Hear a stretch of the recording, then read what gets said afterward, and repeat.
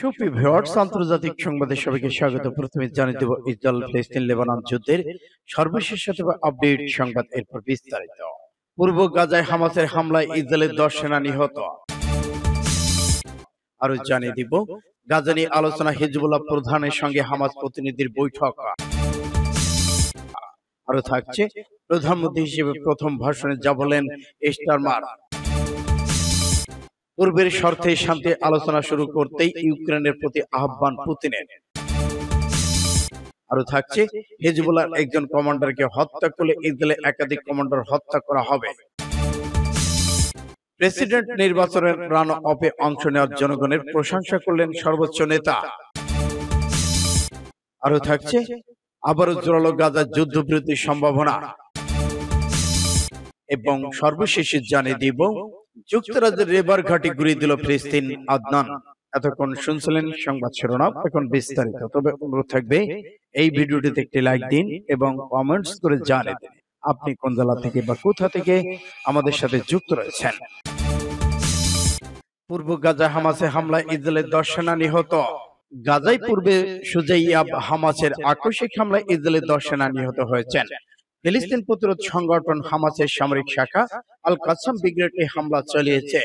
হামলার দায় স্বীকার করেছে স্বাধীনতাকামী সশস্ত্র গোষ্ঠীটি।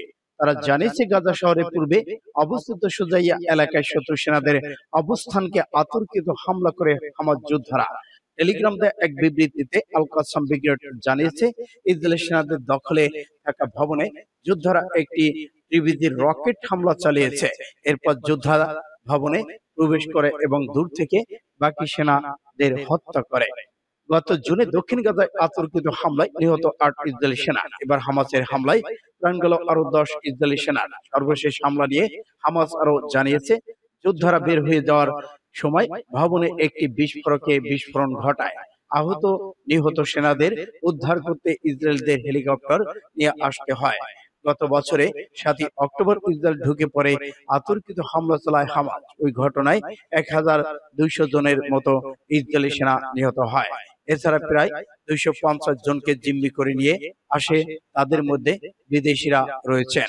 পাল্টা জবাবে গাজার হামাসের বিরুদ্ধে সর্বাত্মক যুদ্ধ ঘোষণা করে ইসরায়েল। এরপর থেকে 38,000-এর বেশি ফিলিস্তিন নিহত হয়েছে, যাদের বেশিরভাগই নারী ও শিশু রয়েছে। সূত্র ইন্ডিয়া টুডে।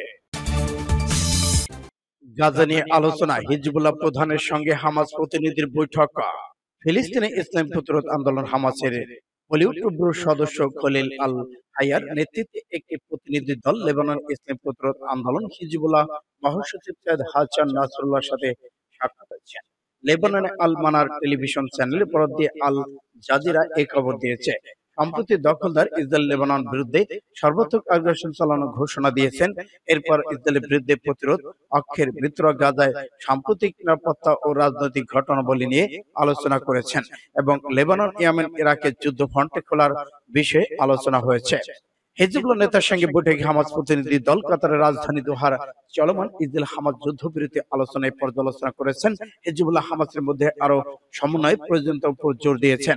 গাজায় ফিলিস্তিন জনগণের বিরুদ্ধে আগ্রাসন বন্ধ করার প্রস্তাব নিয়ে বৈঠকে আলোচনা হয়। এদিকে গাজা শহরের সুজাইয়া এলাকায় ইহুদিবাদী ইসরায়েল স্থল আগ্রাসন অব্যাহত রয়েছে। সেখানে কি ঘটছে তা পরিষ্কার নয়। ইসরায়েলের বর্বর সেনারা অ্যাম্বুলেন্স, ফায়ার সার্ভিস কিংবা সাংবাদিকদের এই এলাকা পৌঁছাতে দিচ্ছে না। ভারী গোলাবর্ষণ, বিমান হামলার শব্দ শোনা যাচ্ছে। যে ফিলিস্তিনিরা সেখানে আটকা পড়েছে তাদের সরিয়ে নেওয়ার অনুরোধ সত্ত্বেও ইসরায়েল তা অনুমতি দেয়নি। আটকা পড়া ব্যক্তিদের স্বজনেরা উদ্বেগের মধ্যে রয়েছেন। সূত্র পাস টুডে, SIB GR। এবার যুক্তরাজ্যের প্রধানমন্ত্রী হিসেবে ভাষণে যা বলেন স্টারমার্ক। প্রধানমন্ত্রী হিসেবে প্রথম ভাষণে যা বলেন স্টারমার্ক। ভূমিধস জয় নিয়ে প্রধানমন্ত্রীত্ব গ্রহণ করেছেন যুক্তরাজ্যের লেবার পার্টির নেতা কিয়ার স্টারমার। নতুন প্রধানমন্ত্রী হিসেবে সরকারি বাসভবন 10 নং ডাউনিং স্ট্রিটে এরই মধ্যে প্রথম ভাষণ দিয়েছেন তিনি। লেবার পার্টির এই নেতা বলেছেন, আমাদের দেশ পরিবর্তনের পক্ষে ভোট দিয়েছে, রাজনীতিকে জনগণের সেবায় ফিরিয়ে দিয়েছে।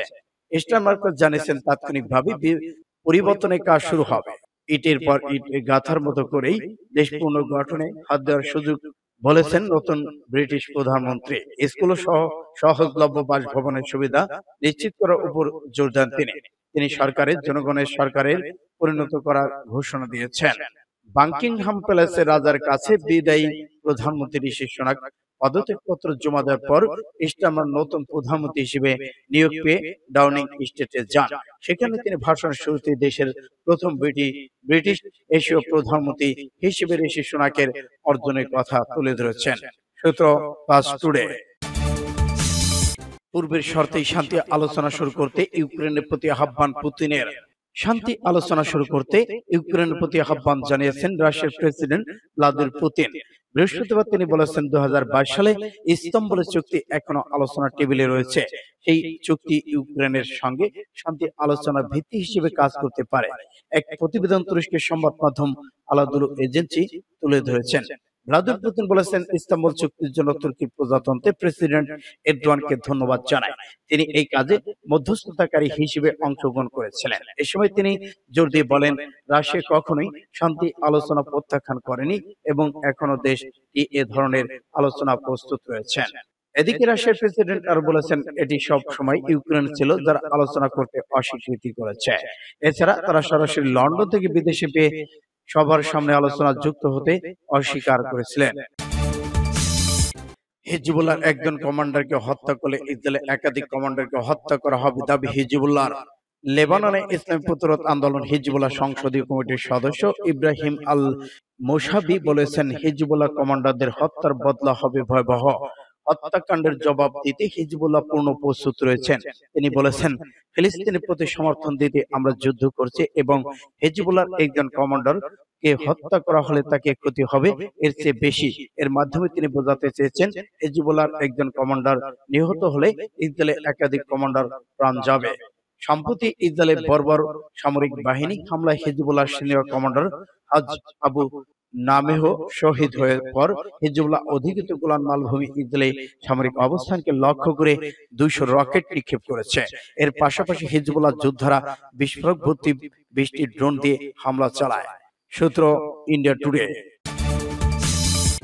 ইরানের প্রেসিডেন্ট নির্বাচনে রান অফে অংশ নেয় জনগণের প্রশংসা করলেন সর্বোচ্চ নেতা।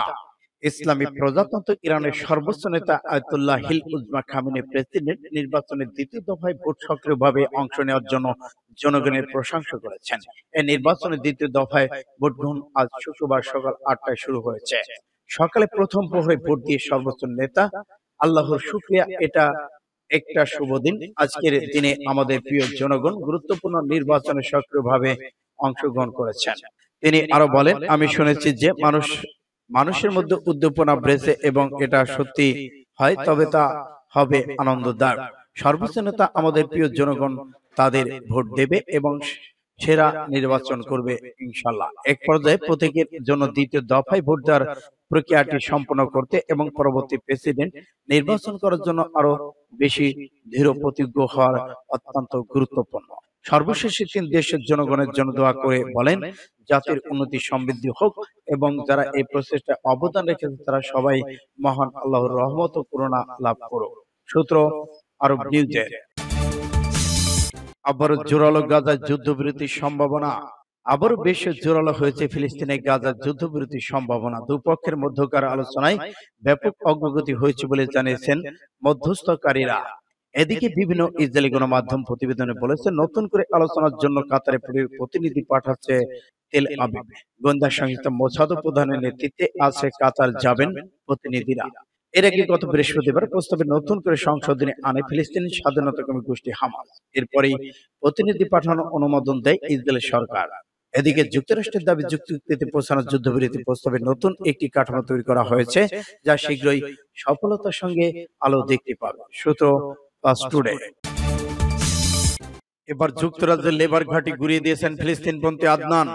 যুক্তরাজ্যের সাধারণ নির্বাচন দেশটির উত্তর পশ্চিমাঞ্চল ব্ল্যাকবার্নে লেবার পার্টি প্রার্থী কেট হালাটকে হারিয়ে চমক দেখিয়েছেন ফিলিস্তিনপন্থী স্বতন্ত্র প্রার্থী আদনান হুসাইন। ফিলিস্তিনের গাজা ইসরায়েলের যুদ্ধ নিয়ে লেবার পার্টির অবস্থানে দলীয় অনেক ভোটের ব্যবধানে জয় হয়েছেন।